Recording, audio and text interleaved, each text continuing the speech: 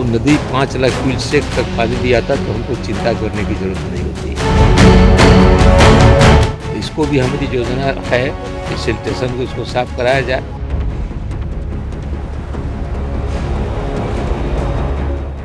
नमस्कार, आप live series देख रहे हैं। मैं हूं आपके साथ मिस्टर नमनी। देखिए, बिहार में आपको पता है कि बिहार के मिडिल पार्ट से गंगा नदी बहती है और गंगा नदी में जितनी भी सहायक नदी आके मिलती है वो नेपाल की साइड से आती है और गंगा में मिल जाती है। यानी कि नॉर्थ बिहार का जो इलाका है वो कहीं ना कहीं आपदा प्रभावित है और सिर्फ बाढ़ की वजह से इतनी ज्यादा विभीषिका होती है कि फसलें बर्बाद होती है, आम जीवन अस्त व्यस्त हो जाता है और कभी कभी तो कई गांव भी उस पानी के लपेट में आकर खत्म हो जाते हैं। ऐसे में बाढ़ की विभीषिका जो है वो अगस्त सितंबर महीने में ज्यादा देखने को मिलती है बिहार में। लेकिन इस बार बिहार ने अपने बाढ़ प्रबंधन के लिए पहले से ही रोड मैप बनाना शुरू कर दिया है।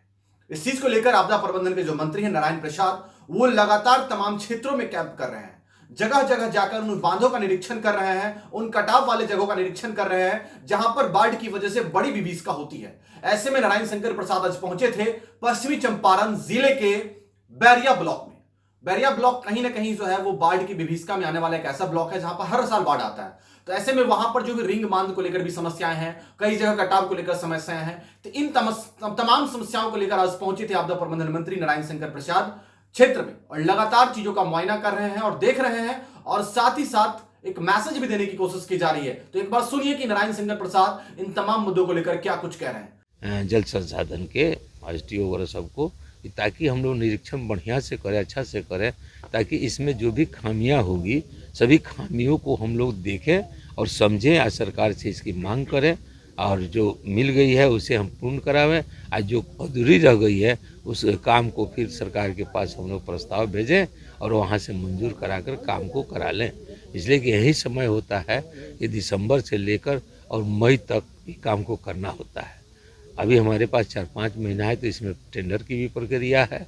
सरकार तो सीधा किसी को देती नहीं है फंड, टेंडर में जाता है, टेंडर के लोग लेता है, लोग काम करता है। इसलिए समय को रहते हुए हमने अपने बांध को नदी पर विशेष करके ध्यान दिया है। अब इसमें मैंने बात किया था, इसके पूर्व में भी 22 में जब मंत्री थे, पर्यटन मंत्री, तो हमने सिल्टेशन निकालने की बात की थी। लंबाई चौड़ाई इसकी गंडक की बहुत है, वाल्मीकि नगर से निकलती है। यदि सिल्टेशन हटा दिया जाता तो सिल्टेशन हटने से नदी की गहराई बन जाती, पानी का जो बहाव होता वो नदी 5 लाख क्यूसेक तक पानी भी आता तो हमको चिंता करने की ज़रूरत नहीं होती। लेकिन सिल्टेशन होने से 2 लाख पर पानी फेंकना शुरू कर देता है, 5 लाख जाते जाते बांध पर सट जाता है। इसको भी रोकथाम करना है। इसको भी हमारी योजना है कि सिल्टेशन को इसको साफ कराया जाए। माननीय उस समय मुख्यमंत्री नीतीश जी ही थे, उन्होंने कहा था कि ठीक है सिल्टेशन निकलेगा, बालू कैसे जाएगा, क्या किया जाएगा, इस पर भी हम लोग चर्चा किए थे।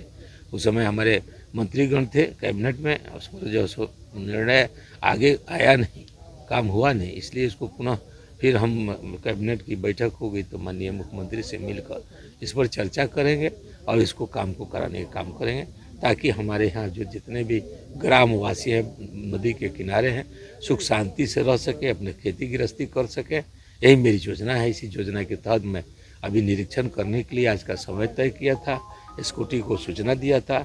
हम जितने भी हमारे लोग हैं और अपने जो कार्यकर्ताओं को था मैंने सूचना दिया था, ताकि वो भी जाने, गांव के लोगों को संतुष्ट करें कि भाई काम इस पर हो रहा है, आगे इसका काम किया जाएगा।